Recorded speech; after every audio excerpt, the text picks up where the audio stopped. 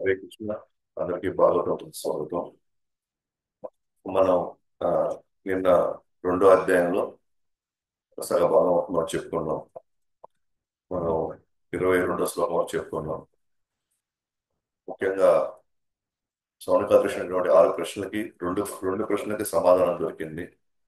అదేంటి అని అంటే, సాధారణ వ్యక్తి అత్యంతమైనటువంటి శ్రేయస్కరమైనటువంటి కార్యం ఏం చేయాలి తనకు మానవ జన్మ దొరికినప్పుడు అన్నప్పుడు భక్తి చేయాలని చెప్పడం జరిగింది. ఆ భక్తి ఏంటి అనేది అహైతుకి అప్రతిహత. అహైతుకి అంటే ఎటువంటి కోరిక లేకుండా, ఎటువంటి స్వార్థం లేకుండా నిరంతరంగా, అంటే సతతం కీర్తయంతో మాం కృష్ణ అంటున్నాడు. నిరంతరం నా గురించి కీర్తిస్తూ, నా గురించి తలుచుకుంటుండే, నా గురించి చింతన చేస్తుండే, అనన్యాస్ చింతయంతో మాం అంటే అది ఒక పూట, లేదా ఒక రోజు, లేకపోతే ఒక సందర్భం, అట్లా కాదనమాట. ఎప్పుడైతే ఎవరిదైతే సవై పుంసో పరోధర్మ యథో భక్తి అధోక్షజే, అధోక్షజుడికి భక్తి అది అహైతుకి అప్రతిహత. అప్పుడు యయాత్మ సుప్రసిద్ధతి, అప్పుడు ఆత్మ చాలా ప్రశాంతంగా అని ఉంటుంది అనమాట. మరి రెండోది, అన్ని శాస్త్రాల యొక్క సారం ఏంటి అని అంటే అది కూడా భక్తి అన్నమాట. ఎందుకంటే శాస్త్రాల్లో చాలా మార్గాలు ఇచ్చుంటారు అనమాట. భగవంతుడిని అందుకోవడానికి, భగవంతుడిని పొందడానికి అనేక మార్గాలు ఉన్నాయి. కర్మయోగం, జ్ఞానయోగం, అష్టాంగ యోగం, వివిధ విధానాలు, లైక్ యజ్ఞము, దానము, వేదాల శాస్త్రాలు ఇవన్నీ ఒక ఎత్తు అయితే, సో భక్తి యోగం, భక్తి మాత్రమే అన్ని శాస్త్రాల యొక్క సారాంశం. సో భక్తి అంటే ఎవరికి ఆ భక్తి అంటే, వాసుదేవే భగవతి భక్తి యోగా ప్రయోజిత జనయత్యాసు వైరాగ్యం జ్ఞానం చ యత్ అహైతుకం. ఆ అధోక్షజుడు ఎవరు అని అంటే మనకి క్లియర్గా ఇక్కడ చెప్పబడింది. అది వాసుదేవే భగవతి. సో వాసుదేవుడికి మనం చేసుకోవాలి ఆ భక్తిని. తర్వాత మనం వర్ణాశ్రమం యొక్క పూర్తి ఉద్దేశం ఏంటంటే, మనం జీవించడానికి వర్ణాశ్రమం యొక్క ధర్మం యొక్క పూర్తి ఉద్దేశం హరితోషణం. అన్నిటి ఉద్దేశం హరిని సంతోషపెడుతున్నామా లేదా, కృష్ణుని తృప్తిపరుస్తున్నామా లేదా, అదే అంతిమమైనటువంటి లక్ష్యం అన్నమాట. మీరు బ్రాహ్మణ, క్షత్రియ, వైశ్య, శూద్రుడ అనవసరం. మీరు బ్రహ్మచార్య, గృహస్థ, వానప్రస్థ, సన్యాస అనవసరం. అంతిమంగా మనం ఉండేటువంటి ఏ స్థితిలో అయినా సరే, అంతిమంగా మనం కృష్ణుడిని మనం సంతోషపెడుతున్నామా, కృష్ణుడు చెప్పినట్టు కృష్ణుడిని మనం తృప్తిపరచగలుగుతున్నామా, అదే మ్యాటర్ అన్నమాట. ఎందుకంటే సామాజికంగా మనం ఉద్ధరింపబడడానికి, అలాగే ఆధ్యాత్మికంగా ఎదగడానికి మనకి స్వయంగా భగవంతుడు 4వ అధ్యాయం 13వ శ్లోకంలో చాతుర్వర్ణ్య మయా సృష్టం గుణకర్మ విభాగశః. సో 4 వర్ణాలు నేను సృష్టించాను, 4 ఆశ్రమాలు నేను సృష్టించాను. ఎందుకనంటే వాళ్ళు క్రమక్రమంగా, వాళ్ళు మానవ దొరికిన తర్వాత క్రమక్రమంగా వాళ్ళు అంతిమంగా నన్ను చేరుకోవడానికి, అంటే భగవంతుని చేరుకోవడానికి అని అన్నమాట. సో ఆ విధంగా చెప్పడం జరిగింది. తర్వాత ఏ 9 స్థితుల్లో, 9 స్థాయిల్లో భక్తి గురించి మనం మాట్లాడుకున్నాం. శ్రద్ధ, సాధు సంగ, భజన క్రియ, అనర్థ నివృత్తి, తర్వాత నిష్ఠ, రుచి, ఆసక్తి, భావ, ప్రేమ. సో ఇది స్టార్ట్ అయ్యేది మాత్రం శ్రవణంతో స్టార్ట్ అవుతుంది. శుశ్రూషో శ్రద్ధ దానస్య. సో శ్రద్ధతో స్టార్ట్ అయ్యి చివరికి ప్రేమతో ముగుస్తుంది. సో ఈ విధంగా మనం నిన్నంతా కూడా చూసుకున్నాం. ఈ క్రమంలో హృదయంలో ఉన్న గ్రంథులన్నీ కూడా అవి కడగబడతాయి, లేదా అవి జ్ఞానం అనేటువంటి ఈ ఖడ్గంతో వైరాగ్యం ఆటోమేటిక్ గా ఈ గ్రంథుల నుంచి మనల్ని విడుదల చేస్తుంది అనమాట. సో ఆ విధంగా మనం నిన్న 22వ శ్లోకం చూసుకున్నాం. ఈ రోజు మిగిలిన భాగాన్ని ఈ రోజు కంప్లీట్ చేయడానికి ప్రయత్నిస్తాను. మీకు నిన్నటి క్లాస్లో మీకు చెప్పాను అనమాట, భగవంతుడి యొక్క అవతారాలు, ఎన్ని రకాల అవతారాలు ఉన్నాయి. చెప్పినట్టుగా 6 రకాలటువంటి అవతారాలు ఉన్నాయి అన్నమాట. సో మనం ఏదైతే ప్రముఖంగా మనం చెప్పుకునే 10 అవతారాలు ఏదైతే మనం అనుకుంటున్నామో, దశావతారాలని, అది కేవలం లీలావతారాలు అనమాట. లీలావతారాల్లో కేవలం 10 గురించి మనం మాట్లాడు, కానీ రకాలు లీలావతారాలు కాకుండా అలాంటి రకాలు 6 రకాలు ఉన్నాయన్నమాట. ఏంటి 6 రకాలటువంటి అవతారాలు అంటే, ఒకటి పురుషావతారాలు. పురుషావతారాలు అంటే సృష్టి, స్థితి, లయం, భౌతిక ప్రపంచం యొక్క సృష్టి, స్థితి, లయం చేసేటువంటి అవతారాలని పురుషావతారాలు అంటారు. 2 లీలావతారాలు. సో లీలావతారాలు అంటే ఒక విధంగా చెప్పాలంటే ధర్మాన్ని స్థాపించడం కోసం, అంటే ఒక విధంగా ఆ, భక్తుల్ని రక్షించడం, అలాగే దుష్టుల్ని శిక్షించడం కోసం, ధర్మాన్ని నిలబెట్టడం కోసం అనేకమైనటువంటి లీలలు చేస్తాడు భగవంతుడు. వీటిని ఏమంటారంటే లీలావతారాలు. మూడోది గుణావతారాలు. మూడో రకం గుణావతారాలు. గుణావతారాలు అంటే సత్వ రజో తమో గుణాన్ని బట్టి ఒక్కొక్క అవతారం ఉంటుంది అనమాట. నాలుగోది వచ్చేసి మన్వంతర అవతారం. మన్వంతర అవతారం అంటే బ్రహ్మ ఒక రోజులో 1000 చతుర్యుగాలు ఉంటాయి అన్నమాట. 1000 చతుర్యుగాలు. ఆ 1000 యుగాల్లో 14 మన్వంతర అవతారాలు వస్తాయి. అంటే 14 మన్వంతరాలు ఉన్నాయన్నమాట. అంటే 71 యుగ చక్రాలు. 71 యుగ చక్రాలు ఒక మన్వంతరం. సో ప్రతి మన్వంతరం మారేటప్పుడల్లా కూడా ఒక్కొక్క అవతారం వస్తుంది. ఆ అవతారాల పేర్లు ఏమంటారు అంటే మన్వంతర అవతారాలు అంటారు. నెక్స్ట్ వచ్చి యుగ అవతారాలు. యుగ అవతారాలు అంటే ప్రతి యుగానికి ఒక ప్రముఖమైన ఒక అవతారం ఉంటుంది అనమాట. సత్య, త్రేత, ద్వాపర, కలియుగం. తర్వాత ఆరో రకం వచ్చేసి సత్యావేశ అవతారాలు. సత్యావేశ అవతారం అంటే వీళ్ళు మనలాగా సాధారణ జీవులే లేదా మనుషులే, కానీ భగవంతుడు వాళ్ళకి వాళ్ళ శక్తి నింపి ఆ శక్తితో వాళ్ళు ఇక్కడున్న మానవాళి అందరూ కూడా వాళ్ళు కృష్ణుడి వైపు నడిపించేలాగా భగవంతుడు కొంతమంది జీవులకి, కొంతమంది జీవాత్మలకి భగవంతుడు ఆ శక్తిని ఇస్తాడు అన్నమాట. ఆ శక్తిని ఇచ్చి వాళ్ళ చేత అసాధారణ కార్యక్రమాలు చేపిస్తాడు వాళ్ళ చేత. వాళ్ళని ఏమంటారంటే శక్తి ఆవేశ అవతారాలు వాళ్ళు. సో ఈ విధంగా 6 రకాల అవతారాలు ఉన్నాయి. సో పురుష అవతారాలు చెప్పాను కదా, సృష్టి, స్థితి, లయము. సో 3 రకాల ముగ్గురు విష్ణులు ఉన్నారన్నమాట ఇక్కడ. ఆరదక్షాయ విష్ణు, ఎవరైతే ఆయనకి సృష్టి ఆరంభం అవుతుంది. తర్వాత గర్భదక్షాయ విష్ణు, ఎవరైతే మొత్తాన్ని పోషిస్తాడో ప్రతి బ్రహ్మాండాలకు తీసుకెళ్ళి. మూడవది క్షీరదక్షాయ విష్ణు, ఎవరైతే అంతిమంగా లయం చేసేస్తాడు. సో మొత్తం ఈ 3 అవతారాలు ఒక కృష్ణుడి నుంచి వస్తాయన్నమాట. వీటిని ఏమంటారంటే పురుష అవతారాలు. ఇంకా లీలా అవతారాలు అంటే మనం చెప్పొచ్చు రామ, నరసింహ, ఆ, వెంకటేశ్వర స్వామి, వీళ్ళంతా కూడా లీలా అవతారాలు. ఇట్లా ఇవి అనేకమైన కూర్మ అవతారం ఇట్లా. తర్వాత గుణావతారాలు అంటే రజోగుణానికి బ్రహ్మ, సత్వగుణానికి విష్ణు, తమో గుణానికి శివుడు. 3 గుణావతారాలు. మన్వంత అవతారాలు ఇంకా బ్రహ్మ ఒక రోజులో 14 మన్వంతరాలు మారుతాయి అన్నమాట. అట్లా అనుకుంటే చాలా అవతారాలు ఉన్నాయన్నమాట శివుడు. అట్లాగే యుగావతారాల్లో సత్యుగానికి నారాయణుడు, తర్వాత త్రేతాయుగానికి రాముడు, ద్వాపర యుగానికి కృష్ణుడు, అండ్ కలియుగానికి చైతన్య మహాప్రభు. ఇట్లా 4 యుగ అవతారాలు. అంతిమంగా శక్తి ఆవేశ అవతారాలు. వీళ్ళంతా ఎవరంటే మనలాగే జీవులే, కానీ వాళ్ళకి భగవంతుడు వాళ్ళని శక్తితో నింపాడు అనమాట. కొన్ని అసాధారణమైనటువంటి లీలలు చేసుకోవడానికి.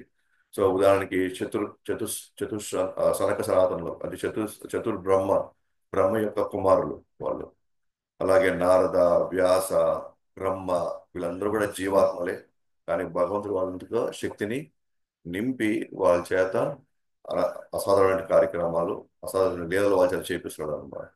ఉదాహరణకి ఒక సాధారణ వ్యాసుడు అన్ని వేదాలని ఆ, ఆయన ఆ, ఒక వేదాన్ని 4 వేదాల కింద రాయడం, 4 వేదాలు అని ఉపనిషత్తులు, పురాణాలు, ఇతిహాసాలు, అది ఒక సాధారణ జీవాత్మ అయితే చేయలేడు.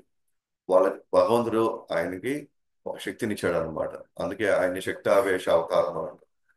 సో ఈ విధంగా 6 రకాలటువంటి అవతారాలు ఉన్నాయన్నమాట.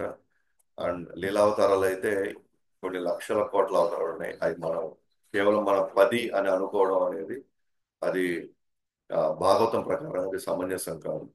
ఎందుకంటే అనేకమైనటువంటి అవతారాలు ఉన్నాయన్నమాట. సో ఎందుకు ఇది అంటున్నానంటే, ఎందుకంటే రాబోయే సెక్షన్లో మనం క్రమంగా మనం పురుషావతారాలు ఏంటి, లీలావతారాలు ఏంటి, గుణావతారాలు ఏంటి, వీటి గురించి మనం మాట్లాడుకోబోతాం. అందుకనే ముందే మీకు కొంచెం ఇంట్రొడక్షన్ ఇచ్చాను అనమాట 6 రకాల అవతారాల గురించి. సో నిన్న మనం ఆ 9 స్టేజెస్ లో ఉన్న భక్తిని మనం చూసిన తర్వాత తర్వాత నెక్స్ట్ భాగంలో 2వ అధ్యాయంలో ఆ, ఇక ఇప్పుడు భక్తి యొక్క ఉన్నతం గురించి మాట్లాడాడు. భక్తి భక్తి మాత్రమే మనం చేయాలి. ఓకే. మానవ జన్మ యొక్క ఆ, అత్యుత్తమైనటువంటి కార్యక్రమం దొరికిన తర్వాత, మానవ జన్మ దొరికిన తర్వాత అత్యుత్తమైన కార్యక్రమం చేయాల్సిన భక్తే. అంతిమంగా ఎవరు చేయాలి ఆ భక్తి? వాసుదేవుడు చేయాలని చెప్పారు. ఇప్పుడు ఈ భాగం నుంచి మరి ఎవరిని పూజించాలి అని అంటే కృష్ణుని మాత్రమే పూజించాలి అనేటువంటి విషయాన్ని తెలియజేయడం జరుగుతుంది అనమాట. ఇప్పుడు నెక్స్ట్ భాగంలో అంటే 23 నుంచి 25 శ్లోకంలో గుణావతారాల్లో విష్ణుని మాత్రమే పూజించాలి అనేటువంటి విషయాన్ని చెప్పడం జరుగుతుంది అన్నమాట. భగవంతుడు ఈ సృష్టిని సృష్టించినప్పుడు ఈ ఈ సృష్టిలో 3 రకాల గుణాలని ప్రవేశింపజేశాడు: సత్వ, రజో, తమో గుణం. కాబట్టి ఇక్కడ ఉన్న ప్రతి వస్తువు, ప్రతి జీవి కంపల్సరీగా త్రిగుణాల ప్రభావంలోకి రావాల్సిందే. సో త్రిగుణ ప్రభావం రావాల్సినప్పుడు వాళ్ళకి తగినట్టుగా, గుణాన్ని బట్టి తగినట్టుగా భగవంతుడు అవతారాలు కూడా తీసుకుంటున్నాడు అనమాట. సో మూడు మూడు గుణావతారాలు ఏంటి? విష్ణు, బ్రహ్మ, శివ. సో ఎవరైతే రజోగుణంలో ఉంటారో క్రమంగా వాళ్ళు దేవతలకి, వాళ్ళు క్రమంగా వాళ్ళు కొంత ఆకర్షింపబడతారు. ఎవరైతే తమోగుణంలో ఉంటారో వాళ్ళు శివుడికి వాళ్ళు ఆకర్షింపబడతారు. ప్రముఖంగా సత్వగుణంలో ఉండే వాళ్ళు విష్ణుకి వాళ్ళు సరెండర్ అవుతారు.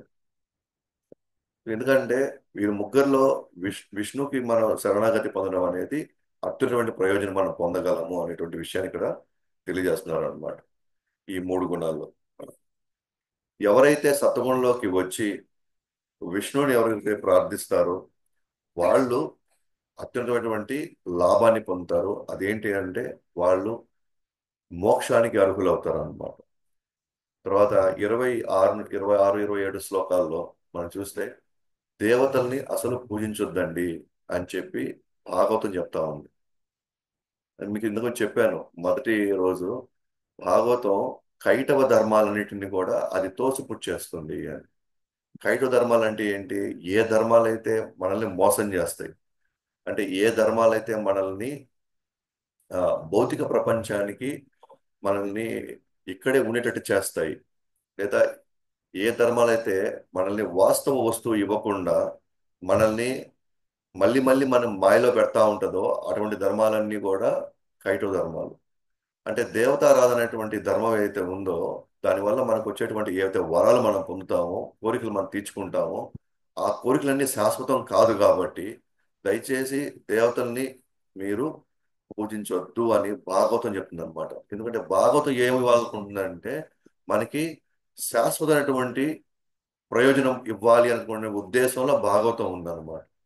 సో ఏ మానవుడు అనేవాడు అంతిమంగా ఈ ప్రయోజనం పొందలేకపోతే మిగతా ప్రయోజనాలు ఏవైతే పొందాడో అవన్నీ కూడా ఖచ్చితంగా అతనికి మేలు చేసేటివి కాదు అనే ఉద్దేశంతోనే భాగవతం మొదట్లోనే ఆ, మన దేవతారాధనని వాళ్ళు పూర్తిగా ఆ, పక్కన పెట్టమంటారు అనమాట.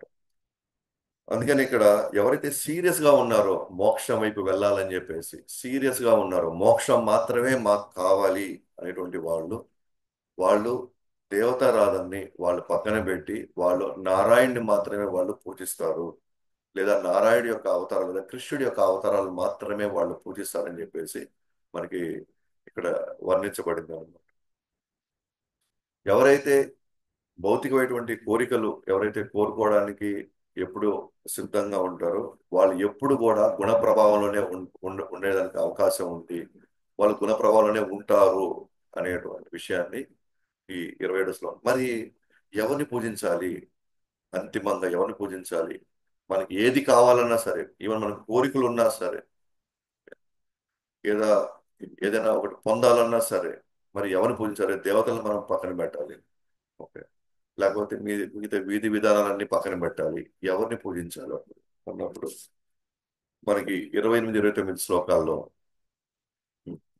వాసుదేవే పరాదేవ, వాసుదేవే పరామకః, వాసుదేవ పరాయోగ, వాసుదేవ పరఃక్రియ, వాసుదేవ పరం జ్ఞానం, వాసుదేవ పరం తపః, వాసుదేవ పరో ధర్మ, వాసుదేవ పరాగతి. సో మీరు ఏమి చేయాలనుకున్నా సరే, మీకు ఏది కావాలనుకున్నా సరే, లేదా మీరు ఏది పొందాలనుకున్నా సరే, ఇక్కడ ఏమన్నారంటే వాసుదేవ. వాసుదేవ పరావేద, వేదాల యొక్క అంతిమమైనటువంటి లక్ష్యం ఎవరిని చూపిస్తుంది, ఎక్కడ చేరుకోవాలని చూపిస్తుంది అంటే వాసుదేవ అంటే కృష్ణ. వాసుదేవ పరామక. ఒకరు యజ్ఞాలు చేయాల్సి వస్తే అది ఎవరికి చేయాలి అంటే కృష్ణుని తృప్తిపరచడానికే యజ్ఞం అంతా. వాసుదేవ పరాయోగ. ఒకవేళ నువ్వు యోగా యోగా అంటే అష్టాంగ యోగం వైపు నువ్వు కానీ నీ మనసు కానీ ఉండే పని అయితే ఆ యోగా అంతిమంగా ఎవరిని గుర్తుపెట్టుకోవాలి, ఎవరిని అంతిమంగా ధ్యాసలో నిరంతరం మనం గుర్తుపెట్టుకోవాలి అంటే కృష్ణుణ్ణి అంతిమంగా సాక్షాత్కారం పొందగలగాలి. అది వాసుదేవ పరాక్రియ. ఒకవేళ మనం యజ్ఞాలు, యాగాలు, లేకపోతే దానాలు, తపస్సులు ఇట్లాంటివి ఏదైనా కోరిక కోసం మనం ఒకవేళ చేసినట్లయితే అది కూడా ఎవరికి చేయాలి అంటే అది కూడా కృష్ణుడికే చేయాలి అని చెప్తున్నాం. వాసుదేవ పరజ్ఞానం. సో వాసుదేవుడికి సంబంధించినటువంటి జ్ఞానాన్ని పరజ్ఞానం అంటే అది అంతిమైనటువంటి జ్ఞానం అనమాట. అందుకే కృష్ణుడు 7వ అధ్యాయం 19వ శ్లోకం భగవద్గీతలో ఆ, బహునామ జన్మ నామంతే జ్ఞానవాన్ మాం ప్రపద్యతే. అత్యతుడైన జ్ఞానవంతుడు ఏం చేస్తాడంటే అంతిమంగా కృష్ణుడికి తాను సరెండర్ అవుతాడు అన్న విషయాన్ని మనకి ఇక్కడ చెప్పడం జరుగుతుంది. అంటే ఎవరైతే కృష్ణుడికి సరెండర్ అవుతున్నారో అంటే కృష్ణుడికి శరణాగతి పొందుతున్నారో వాళ్ళు అత్యుతమైనటువంటి జ్ఞానంలో ఉన్నారని మనం అర్థం చేసుకోవాలి. వాసుదేవ పరాతప. నువ్వు తపస్సు చేయదలుచుకున్నా కూడా అది ఎవరికి చేయాలా? కృష్ణుని తెలుసుకోవడానికి చేయాలి. వాసుదేవ పర్వధర్మ. ఒకవేళ మనం భక్తియుత సేవ చేయాల్సి వస్తే అది కృష్ణుడికే చేయాలి. వాసుదేవ పరాగతి. అంతిమంగా మానవ జన్మ యొక్క అంతిమ లక్ష్యం గతి ఏంటి అంటే శ్రీకృష్ణుడు. సో ఈ విధంగా మనం గమనిస్తే అన్ని విధానాలు, అన్ని మార్గాలు మనం ఏ పద్ధతిలో మనం వెళ్ళినా సరే అంతిమంగా మనం కృష్ణుడే మన లక్ష్యం అన్నట్టుగా భాగవతం చెప్తున్నాం అనమాట. కాబట్టి మనం ఆ, భాగవతం మనకి అంతిమమైనటువంటి ప్రయోజనం, మనల్ని ఇక్కడ శాశ్వతంగా ఇక్కడ నుంచి మనల్ని బయటపడేటటువంటి ఆ లక్ష్యం వైపు నడిచే వాళ్ళకి మాత్రం భాగవతం అద్భుతంగా వాళ్ళకి మార్గదర్శకం ఇవ్వగలుగుతుంది. ఒకటి రెండు ప్రశ్నలు అయిన తర్వాత, రెండు ప్రశ్నలు సమాధానం ఇచ్చిన తర్వాత డైరెక్ట్ గా ఇప్పుడు సూత గోస్వామి 4వ ప్రశ్నకి సమాధానం ఇవ్వడం ప్రారంభించాడు అనమాట ఇక్కడ. ఎందుకంటే అవతారాల్లోకి తాను ప్రవేశించాడు కాబట్టి అవతారాల గురించి మాట్లాడడం గురించి చెప్పాడు అనమాట. ఇప్పుడు అంటే గుణావతారాల గురించి స్టార్ట్ చేశాడు కాబట్టి ఆ గుణావతారాలకి మూలమైనటువంటి కృష్ణుడే మూలం అన్నట్టుగా చెప్పడానికి ప్రయత్నిస్తూ, అలాగే పురుషావతారాలకు కూడా కృష్ణుడే మూలం అన్నట్టుగా చెప్పడానికి ప్రయత్నించడంలో మొదట 4వ ప్రశ్నకి సమాధానం చెప్తారు అనమాట. 3వ ప్రశ్న కంటే కూడా ఏంటి ఆ మూడు మూడు నుంచి 30 నుంచి 33 శ్లోకాల్లో ఈ విషయం వస్తుంది అనమాట. ఏంటది 30వ శ్లోకంలో కాలదక్ష విష్ణు గురించి మాట్లాడతాడు. సో కాలదక్ష విష్ణు ఎవరు ఆయన అంటే సృష్టి ఆరంభంలో ముఖ్యంగా భౌతిక ప్రపంచం సృష్టించడానికి భగవంతుడు తన సొంత శక్తితో ఈ ఈ సృష్టిని తాను సృష్టిస్తాడు. ఎస్, ఈ కాలదక్ష విష్ణువే గుణాల్ని లోపలికి ప్రవేశింపజేసి సృష్టిని ప్రారంభిస్తాడు అన్నమాట. ఆయన పేరు కారణదక్షాయి విష్ణు. తర్వాత గర్భదక్షాయి విష్ణు, క్షీరదక్షాయి విష్ణు గురించి మాట్లాడతారు. ఎవరి గర్భదక్షాయి విష్ణు అంటే తాను స్వయంగా కారదక్షాయి విష్ణు నుంచి వచ్చేటువంటి అనేక బ్రహ్మాండాలు ఆయన సృష్టి చేసేటప్పుడు అనేక బుడగల్లాగా వస్తాయి అన్నమాట. సృష్టి బుడగల రూపంలో వస్తుంది. ఒక్కొక్క బుడగం వచ్చి ఒక్కొక్క బ్రహ్మాండం. ఒక బ్రహ్మాండంలోకి ఒక్కొక్క విష్ణు ఎంటర్ అవుతాడు, ప్రవేశిస్తాడు. ఆ ఆ విష్ణు పేరు గర్భదక్షాయి విష్ణు. ఆయన నాభిలో నుంచి బ్రహ్మ రావడం మొదలవుతుంది అనమాట. ఆ తర్వాత 32వ శ్లోకంలో క్షీరదక్షాయి విష్ణు గురించి మాట్లాడతాం. క్షీరదక్షాయి విష్ణు ఎవరంటే ప్రతి అణువులోకి పరమాత్ముడిలాగా ప్రవేశిస్తాడు అనమాట. సో సృష్టించిన క్రమంలో ఫస్ట్ కాలదక్షాయి విష్ణు, ప్రతి బ్రహ్మాండంలోకి ప్రవేశించేది గర్భదక్షాయి విష్ణు, ప్రతి అణువులోకి కూడా ప్రవేశించేది క్షీరదక్షాయి విష్ణు. సో ఈ విధంగా మనం కానీ గమనిస్తే ఆ, ప్రతి అణువులోకి ప్రవేశించేది క్షుదర్శాయి విష్ణు. ఆయనే మనం ఏమంటున్నాం అంటే పరమాత్మ అని చెప్పేసి మనం అంటున్నాం అన్నమాట. సో ఈ విధంగా సృష్టికి సంబంధించినటువంటి అవతారాలని అన్నిటి కూడా మనం ఏమంటున్నాం అంటే పురుష అవతారాలు అని చెప్పేసి మనం అంటున్నాం అన్నమాట. సో చివరిగా 34వ శ్లోకంలో ఆ, కృష్ణుడు సూత గోస్వామి అంటున్నారు, కృష్ణుడు సర్వ గ్రహాల్ని, దేవతల్ని, మనుషుల్ని, అలాగే జంతువుల్ని వివిధ అవతారాలు తీసుకుంటూ ఆయన అనేక లీలావతారాలు తీసుకుంటాడు. కృష్ణుడు లీలావతారాలు తీసుకుంటాడు. అంటే ఇది ఒక విధంగా చెప్పాలంటే 3వ ప్రశ్నకి సమాధానం అన్నమాట. కృష్ణుడు దేవకి గర్భమున ఎందుకు జన్మిస్తున్నాడు? ఎందుకంటే మన ఈ ప్రశ్న వేసే ముందు మనం అనుకున్నాము ఏమని, భగవంతుడు గోలోకంలో నుండి వైకుంఠంలోనే ఉండే ఆయన కావాలంటే ధర్మాన్ని స్థాపించవచ్చు కదా. ఆయన స్వయంగా ఇక్కడికి రావాల్సిన అవసరం ఏంటి అసలు? రావాల్సిన అవసరం ఏంటి? సో దేవకి గర్భంలో ఆయన రావాల్సినటువంటి ఆవశ్యకత ఏంటి అన్నప్పుడు, ఎస్, ఆయన వచ్చేది ఇక్కడ ఎందుకనంటే ప్రతి గ్రహంలో ఆయన ప్రవేశిస్తూ ప్రతి గ్రహాన్ని ఆయన పోషిస్తూ, అలాగే దేవతల్ని పోషిస్తూ, అలాగే జీవుల్ని, మనుషుల్ని అందరినీ పోషించడానికి ఆయన వస్తున్నాడు.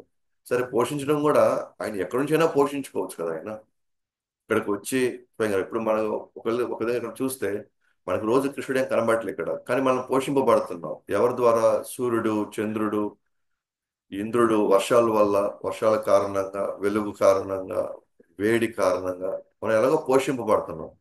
అంటే మనకేం ఇక్కడ కృష్ణుడే కనబడట్లేదు, కృష్ణుడే మన ఎదురుగా మనం ఏం ఉండట్లేదు, అయినా మన అలాగే భగవంతుడు కూడా పోషించవచ్చు కదా ఎక్కడో ఉండి, లేదా ఎక్కడో ఉండి ధర్మాన్ని నిరూపించవచ్చు కదా. మరి కృష్ణుడు దేవకి గర్భంలో రావాల్సిన ఆవశ్యకత ఏంటి అని అంటే, ఎందుకనంటే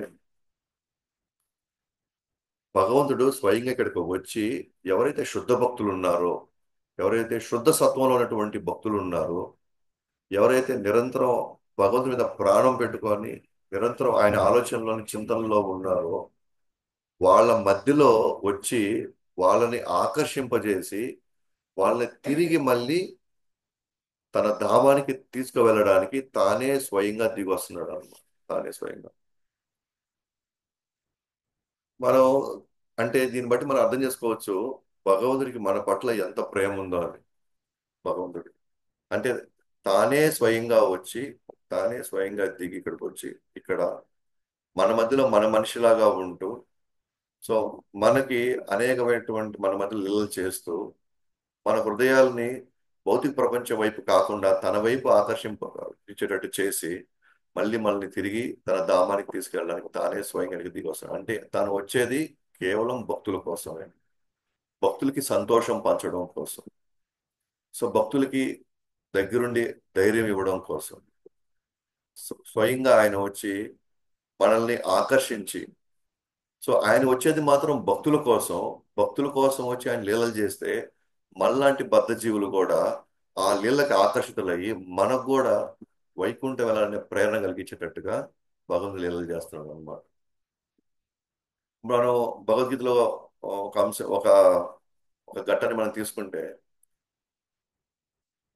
ఈ యుద్ధ సమయంలో అర్జునుడు రథాన్ని తీసుకొని వెళ్ళి ఇరు సేనల మధ్యలో పెట్టమన్నప్పుడు కృష్ణుడు వెంటనే ఆర్డర్ తీసుకొని ఏమాత్రం ఆలోచించకుండా వెంటనే వెళ్ళి రథం తీసుకొని పెడుతున్నాడు. అంటే ఒక విధంగా భక్తుడి యొక్క ఆర్డర్ తీసుకున్నాడు కృష్ణుడు. ఆయనకి అవసరం ఏంటి?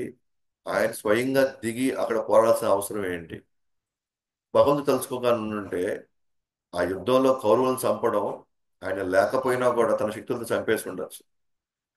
అయినా తను స్వయంగా వస్తున్నాడు అని అంటే, ఒక వ్యక్తి కోసం స్వయంగా వస్తున్నాడు అంటే అర్థం చేసుకోవాలా, కృష్ణుడు పాండవులు చేసిన సేవకి, పాండవులు చేసినటువంటి సేవకి తాను, నేను అక్కడ స్వయంగా నేను ఉండి వాళ్ళ పక్కనే ఉండి నేను వాళ్ళని గెలిపించాలి అనేటువంటి ఆ యొక్క ఆలోచన, లేదా అంటే ఆ యొక్క ప్రేమ, కృష్ణుడు తన యొక్క భక్త వత్సలుడు అనేటువంటి తన యొక్క నామానికి సార్థకత చెప్తున్నాడు అనమాట. మనం ఎవరైనా పెద్దవాళ్ళని ఆహ్వానించినప్పుడు, సో పెద్దవాళ్ళు జనరల్గా ఏం చెప్తారు, ఏం చేస్తారంటే అంత ఇంపార్టెంట్ కాకపోతే మనం వాళ్ళ తరఫున ఎవరో ఒకరిని పంపిస్తారనమాట సాధారణంగా. కానీ మన ఇంటికి స్వయంగా వచ్చాడు అంటే, మనం పిలిచినప్పుడు లేదా మన ఒక కార్యానికి పిలిచినప్పుడు వాళ్ళు స్వయంగా అటెండ్ అవుతున్నారంటే, అంటే వాళ్ళకి మనం చాలా ఇంపార్టెంట్ అని అర్థం. లేకపోతే వాళ్ళు స్వయంగా రావాల్సిన అవసరం లేదు. వాళ్ళ తరఫున ఎవరో ఒకరిని పంపించి మేము పలానా దగ్గర నుంచి మేము వస్తున్నాం, పలానా సార్ పంపించారు లేదా పలానా మేనేజర్ పంపించారు అని వాళ్ళు రావచ్చు. అంటే భగవంతుడు కూడా అలాగే ఎవరో ఒకరిని తన తన శక్తి అవతారాలను, లేకపోతే తన గుణ అవతారాలను, లేకపోతే లీలా అవతారాలను పంపించి, ఓకే, తాను గడపచ్చు అన్ని కూడా ఇక్కడ కనిపించవచ్చు. కానీ ఇక్కడ కృష్ణుడే స్వయంగా వస్తున్నాడు అనమాట పాండవులకి. అంటే పాండవులు ఏ స్థాయిలో భగవంతుని వాళ్ళు కోరుకో ఉంటారు, భగవంతుని గురించి వాళ్ళు చింతిస్తున్నారు, భగవంతుడి గురించి వాళ్ళ సర్వస్వం పోగొట్టుకున్నారు, అటువంటి భక్తుడికి భగవంతుడు స్వయంగా వచ్చాడు అక్కడికి. కృష్ణుడు మన కోసం రాలా, పాండవుల కోసం, అలాగా ఉన్నటువంటి చాలా మంది భక్తుల కోసం ఇక్కడికి వచ్చి ఆ లీలలు చేస్తుంటే మనలాంటి బద్ధజీవులు ఆచార్యుల ద్వారా ఆ లీలలు వింటూ ఉంటే మన మనసు కూడా మారి మనం కూడా వైకుంఠం, మనం కూడా గోలోకం వెళ్ళాలనేటువంటి ఆకర్షించడానికి భగవంతుడు స్వయంగా దేవకి గర్భంన ఆయన జన్మిస్తున్నాడు అనమాట. అంటే భగవంతుడి భక్తుల కోసం వస్తే ఆ క్రమంలో మనలాంటి వాళ్ళకి భగవంతుడి మీద ఆకర్షణ కలిగి ఈ భౌతిక ప్రపంచంలో ఉన్నటువంటి ఆకర్షణ అంతా పక్కకి వెళ్ళిపోయేసి కృష్ణుడి మీద మనకి ఆకర్షణ కలగడం ప్రారంభమైంది. అంటే చాలా మంది అనుకుంటారు భగవద్గీత వినంగానే ఆయన భగవంతుడు ఎందుకు వస్తాడంటే కేవలం ధర్మాన్ని స్థాపించడం కోసం. అంటే అంటే ఏ క్రమంలో భక్తుడిని కాపాడి అలాగే దుష్టుల్ని చంపడానికి. నో, ఆయన దానికోసం ఆయన అసలు రావట్లేదు ఇక్కడికి. ఆయన దేవకి గర్భం ఎందుకు జన్మిస్తున్నాడంటే వచ్చి భక్తులతో సంతోషంగా గడపడానికి, భక్తులకి నమ్మకం ఇవ్వడానికి. సో తద్వారా మనమందరం కూడా ఆ ఆ ఆ యొక్క గుణానికి, అంటే భగవంతుడే స్వయంగా వచ్చి భక్తుల మధ్యలో ఇలాంటి ఒక లీల చేస్తున్నాడంటే భగవంతుడు ఎంత దయామయుడు. అంటే భగవంతుడు ఆయనకి రావాల్సిన అవసరం ఏముంది, అయినా ఆయన తను నమ్ముకున్న వాళ్ళకి తాను వస్తున్నప్పుడు మనం ఎందుకు అటువంటి భగవంతుని మనం ఎందుకు నమ్మకూడదు, మనం ఎందుకు అటువంటి కార్యాలు మనం చేయకూడదు, ఆ విధంగా అటువంటి సేవ మనం ఎందుకు చేయకూడదు మనం అని మనకి ఆలోచన కలిగించడానికి అది. కృష్ణుడు సమ్మోహం సర్వభూతేషు నమే ద్వేషోస్తి నా ప్రియ ఏ భజంతి తు మాం భక్త్యా మయి తే తేషు చాప్యహం. కృష్ణుడు నాకు ఎవరి పట్ల ద్వేషము లేదు, నాకు ఎవరి పట్ల అనురాగము లేదు. కానీ ఎవరైతే నన్ను నిరంతరంగా తలుచుకుంటారో, నాకు మిత్రులు అవుతారో, నాకు సేవకులు అవుతారో, వాళ్ళకి నేను మిత్రుడిని అవుతాను, నేను సేవకుడిని అవుతాను. అంటే కృష్ణుడు ఏమంటున్నాడు, నాకైతే మామూలుగా అయితే ఎవరి మీద ద్వేషం లేదు, అట్లా అని చెప్పి ఎవరి మీద రాగము లేదు. కానీ బట్ ఎవరైతే నన్ను నిరంతరంగా తలుచుకుంటూ నాకు నిరంతరంగా వాళ్ళు సేవ చేసుకుంటారో వాళ్ళకి నేను మిత్రుడిని అవుతున్నాను అంటాడు. అంటే అర్థం ఏంటి, భగవంతుడు కిందకు వచ్చి తాను చేసేటువంటి లీలల్లో మనం గమనించగల విషయం ఏంటంటే ఎవరైతే ఆయన ఆయన కనిపెట్టుకొని ఉండి ఆయన చూసుకుంటూ వాళ్ళ జీవితాలను గడుపుతున్నారో భగవంతుడు స్వయంగా వాళ్ళ కోసం తానే స్వయంగా వస్తున్నాడు అనమాట. దేవదేవుడు మన కోసం వస్తున్నాడు అని అంటే మనము దానికి ఆయన లీలలో ఆకర్షించబడి మన సేవ చేయడం వల్ల ఆయన మన కోసం వస్తున్నాడు అనమాట. కాబట్టి దేవదేవుడు ఒకరి కోసం ఒకరు వచ్చారు అని అంటే అది ఒక భక్తుడి కోసమే వస్తున్నాడు ఇక్కడికి. అంతేగాని మిగతా మిగతా కార్యాలు చేయడానికి అయితే ఇక్కడ లేనే లేదు అనమాట. ఇంకో ఉదాహరణగా చెప్పొచ్చు, చాలా మంది ప్రైమ్ మినిస్టర్కి, ప్రధానమంత్రికి, చీఫ్ మినిస్టర్కి ఇన్విటేషన్స్ పంపిస్తారు. కానీ కొంతమంది వాటికి వాళ్ళు పర్సనల్గా వెళ్తారు. అంటే వాళ్ళు చాలా ప్రముఖమైన వ్యక్తులు అని అర్థం. ఉదాహరణకి లేకపోతే యుద్ధం జరిగింది అనుకోండి రెండు దేశాల మధ్య, ఆ ప్రధానమంత్రి యుద్ధంలో పోవడు, ఆయన తరఫున చాలా మంది యుద్ధం చేస్తారు, పెద్ద సైన్యం ఉంటుంది. కానీ కొంతమంది విషయాల వరకు మాత్రం స్వయంగా వెళ్తాడు అనమాట. అంటే వాళ్ళు వాళ్ళ జీవితంలో చాలా ముఖ్యమైన వాళ్ళు. అట్లానే భగవంతుడు ఇక్కడ వచ్చేది కేవలం ఇక్కడ యుద్ధాలు చేయడానికి కాదన్నమాట, కేవలం రాష్ట్రం చంపడానికి ఆయన రావాల్సిన అవసరం లేదు. స్వయంగా ఆయన మన కోసం, ఎస్పెషల్గా తననే నమ్ముకున్నటువంటి భక్తుల కోసం తాను వస్తాడు. ఎందుకు ఇంత ఎలాబొరేట్గా నేను చెప్పదలుచుకున్నానండి ఈ పాయింట్ వరకు. సో అదే భగవంతుడు మనం ఎంతో మందిని తృప్తిపరచడానికి మనం ఈ మానవుల్లో ప్రయత్నిస్తున్నాం. కానీ అదే భగవంతుడు మనం తృప్తిపరచడానికి మనం ప్రయత్నించగలిగితే మనకున్న తెలివితేటలతో, మనకున్నటువంటి శక్తి సామర్థ్యాలతో మనం భగవంతుడు చెప్పినట్టు మనం నడుచుకోగలిగితే అదే భగవంతుడు మన కోసం కూడా ఆయన దిగి వచ్చి మనల్ని తిరిగి తీసుకెళ్ళడానికి కూడా ఆయనకి ఎటువంటి సంశయంలో ఉండడు అనమాట. సో డైరెక్ట్ గా వచ్చేస్తాడు. అంటే కృష్ణుడు ఇట్లా 6 రకాల అవతారాలకి మూలం అయినప్పటికీ కూడా, అనేక అవతారాలు ఉన్నప్పటికీ కూడా ఇది ఇవన్నిటిని చూసుకోవడానికి మనం ఆయన గురించి కొంత శ్రద్ధ పెడితే, ఆయన గురించి కొంత ఆలోచిస్తే, ఆయన ఇక్కడి వరకు రావడానికి ఆయన ఏం ఆలోచించడు. అంటే మన సాధారణ మన కోసం ఎందుకు వస్తాడు భగవంతుడు, మనం చేసే ఇన్ని జరుగుతాయా, ఆయన మనకు అంత శక్తి ఉందా, అసలు మనం చేయగలమా ఇవన్నీ లేదు. మన ఖచ్చితంగా భగవంతుడు మన కోసం రాగలుగుతాడు, మన కోసం చేయగలుగుతాడు. అందుకే చాలా లీలలు ఉన్నాయి మనకి. వాల్మీకి, శివుడు, లేకపోతే ప్రహ్లాదుడు, వీళ్ళంతా కూడా మీరు గమనిస్తే, లేదా శబరి, వీళ్ళంతా కూడా అంటే సర్వసాధారణ వ్యక్తులు. వీళ్ళంతా గుహుడు, సర్వసాధారణ వ్యక్తులు. వాళ్ళ కోసం భగవంతుడు దిగి వచ్చాడు కదా, భగవంతుడు వాళ్ళ మధ్యలోకి వస్తున్నాడు కదా. అంటే వాళ్ళ మధ్యలోకి వస్తున్నాడు అంటే మనకు కూడా ఒక హోప్ ఇస్తున్నాడు అనమాట భగవంతుడు. ఎస్, అలాంటప్పుడు నేను కూడా వాళ్ళలాగా నేను కూడా భక్తితో సేవలు నేను పాల్గొనగలిగితే నా కోసం కూడా భగవంతుడు ఖచ్చితంగా వస్తాడని నమ్మకాన్ని మనకు తెలియజేస్తున్నాడు. అందుకే మీరు కానీ గమనిస్తే భక్తుల్లో కూడా ఒకే లెవెల్ భక్తుల గురించి ఆయన రావట్లే. ఏ లెవెల్లో వాళ్ళు ఉన్నా సరే, కొంతమంది బ్రాహ్మణ లెవెల్లో ఉన్నారు, కొంతమంది క్షత్రియ లెవెల్లో ఉన్నారు, కొంతమంది వైశ్యుల లెవెల్లో ఉన్నారు, కొంతమంది శూద్రుల లెవెల్లో ఉన్నారు, కొంతమంది చండాల లెవెల్లో కూడా ఉన్నారు. సో చండాల లెవెల్లో ఉన్నటువంటి భక్తులు కూడా భగవంతుడు స్వయంగా వచ్చి వాళ్ళ మధ్యలో లీలలు చేసి వాళ్ళని స్వయంగా వాళ్ళని కలుసుకొని వాళ్ళని ఎందుకు ఇన్ని రకాల లీలలు, ఇంత వివిధ రకాల భక్తుల మధ్యలోకి ఆయన ఎందుకు రావాలనుకుంటున్నాడంటే మనకు అనిపించడానికి, బాబు ఈయన కేవలం హై లెవెల్ వాళ్ళకే కాదు, మనలాంటి వాళ్ళ లెవెల్ కూడా ఆయన వచ్చి మనల్ని తీసుకెళ్ళడానికి ఆయన ఎప్పుడు సిద్ధంగా ఉన్నాడు. మనమే లేట్ చేస్తున్నాం, మనకే ఇంకా అంత మనం ఇంకా అంత శ్రద్ధగా మనం చేయట్లేదు అని మనకి అనిపించేలాగా ఈ విషయం మనకు తెలుస్తుంది అనమాట. అంటే మనకి క్లియర్ గా ఉందన్నమాట ఈ విషయం ఇక్కడ. భగవంతుడి కోసం మనం ఎంత కొంత మనం వేచించినట్లయితే, ఎంతో కొంత శ్రద్ధ చూపించినట్లయితే, భగవంతుడు అన్ని దాంట్లో పరిగణలోకి తీసుకొని ఖచ్చితంగా ఆయన మన కోసం మనకి పర్సనల్ గా చేసే అవకాశం కూడా ఇక్కడ ఉంది అన్నమాట. ఓన్లీ థింగ్ ఏంటంటే మన వైపు నుంచి ఆ అడుగు పడుతుందా లేదా, మనం నిజంగా కోరుకుంటున్నామా లేదా, మనం నిజంగా ఆయన్ని కావాలనుకునేటువంటి ఆతృత మనలో ఉందా లేదా అనేటువంటిదే మన నుంచి మనం చూపించాల్సింది. మిగిలినవన్నీ కూడా భగవంతుడు వీళ్ళకి వీళ్ళ వరకే సొంతము, వీళ్ళ వరకే చెయ్యాలి, ఈ ప్రాంతం వరకే మనం వెళ్ళాలి అనేటువంటి పొజిషన్ ఆయన లేడు.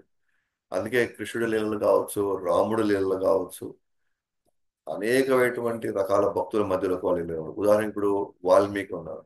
వాల్మీకి చూస్తే చండాలుడు ఒక విధంగా, అంటే అప్పుడున్న స్థితిగతుల్లోకి వెళ్తే. కానీ ఆయన కోసం నారదుల వారు వస్తున్నారు. అంటే ఒక శక్తి అవతారాన్ని కృష్ణుడు పంపిస్తున్నాడు. అంటే ఎ- ఎటువంటి వాళ్ళు ఏ స్థాయిలో ఉన్నవాళ్ళు, కానీ భగవంతుడు వాళ్ళ కోసం కూడా వస్తున్నాడు, వాళ్ళ దగ్గరికి కూడా తన అవతారాలని పంపిస్తున్నాడు అని అంటే ఆయనకి కావాల్సింది ఈ సృష్టి గురించి కాదు, ఆయనకి కావాల్సింది మనమే. సో మనమే కావాల్సింది ఆయనకి ఇక్కడ మన డబ్బులు అవసరం లేదు, లేదా మన యొక్క తెలివితేటలు, మన శక్తి యాక్చువల్లీ మనకు అవసరం లేదు. కానీ సరే ఆయనకు అవసరం లేదు, కానీ వాటన్నిటిని ఏదైతే మనకు భగవంతుడు ఇచ్చాడో అవన్నీ మనం కృష్ణుడి సేవలో పెట్టినట్లయితే అంతిమంగా భగవంతుడు మనకి కావాల్సినటువంటి ప్రయోజనం చేకూర్చడం అన్నమాట. సో ఆ విధంగా మనం గమనించినట్లయితే భగవంతుడి దేవికి గర్భంలో జన్మించడానికి కారణం శుద్ధ భక్తులతో లీలలు జరపడంతో పాటు మనలాంటి బద్ధజీవుల్ని మళ్ళీ తిరిగి తన తన ఇంటికి తీసుకువెళ్ళిపోవడానికి తాను వస్తున్నాడే తప్ప మిగిలినవన్నీ సెకండరీ రీజన్స్ అన్నమాట. అది ముఖ్యమైన కారణం అది కాదు. ఎందుకంటే భగవద్గీతలు దాన్ని మెయిన్ స్పాట్ కింద పెట్టారు అనమాట. యదా యదా హి ధర్మస్య గ్లానిర్భవతి భారత. సో ఎప్పుడెప్పుడల్లా సరే ధర్మం క్షీణిస్తుందో, అధర్మం పెరుగుతుందో అప్పుడల్లా మాత్రమే అవతారాలు వస్తాయి, అప్పుడప్పుడల్లా మాత్రమే నేను వస్తాను అన్నాడు కృష్ణుడు. దానికంటే ఇంకా రహస్యమైనది భాగవతంలో ఉంది. ఆయన వచ్చేది ఎందుకనంటే భక్తులతో తాను ఆ లీలలు గడపడానికి. ఆ లీలలో భాగంగా రాక్షసులను చంపడం, ధర్మాన్ని నిలబెట్టడం, మిగతా అన్ని రకాలటువంటి కార్యాలు సెట్ చేస్తాడు అన్నమాట. బట్ మెయిన్ వచ్చేది మాత్రం భక్తుల కోసం. మిగిలినవన్నీ కాలక్రమంలో మిగతా పనులన్నీ ఆయన చేసేస్తాడు అనమాట. సో ఆ విధంగా మనం గమనించుకుంటే కనుక ఈ రెండో అధ్యాయంలో కృష్ణుడు మాత్రమే పూజించాలి, లేదా విష్ణువుని మాత్రమే పూజించాలి. అండ్ విష్ణు ఏం చేసినా సరే, అది ఇక్కడ కదా వాసుదేవ పరాభక్తిర్, వాసుదేవ పరాయువేద, వాసుదేవ పరాక్రియ, వాసుదేవ పరాయోగ. ఏం చేసినా సరే మనం వాసుదేవుడు చేసుకున్నట్లయితే మనం మోక్షానికి ఖచ్చితమైనటువంటి అర్హత మనం సాధించగలం అని చెప్పి వారు భగవంతుడి యొక్క పురుషావతార గురించి మాట్లాడుకున్నాము. కారదక్షాయ విష్ణు, గర్భదక్షాయ విష్ణు, క్షీరదక్షాయ విష్ణు. ఆ తర్వాత కృష్ణుడు దేవి గర్భణ ఎందుకు జన్మిస్తున్నాడు అంటే శుద్ధ భక్తులతో తన లీలలను కావిస్తూ, అలాగే మనలాంటి బద్ధ జీవుల్ని తిరిగి తన యొక్క ధామానికి తీసుకువెళ్ళడానికి తాను ఆకర్షించడానికి ఇక్కడికి వస్తున్నాడు అన్నమాట. అది ఈ రెండో అధ్యాయం యొక్క రెండో భాగం యొక్క సారాంశం అన్నమాట. సో మళ్ళీ మనం రేపు చూస్తాము, రేపు వింటాం మనం మళ్ళీ. ग्रंथराज श्रीमद् भागवतम की जय, अनंत कोटि वैष्णव वृंद की जय, युगधर्म हरिनाम संकीर्तन की जय, निताय गौर प्रेमानंदे हरि हरि।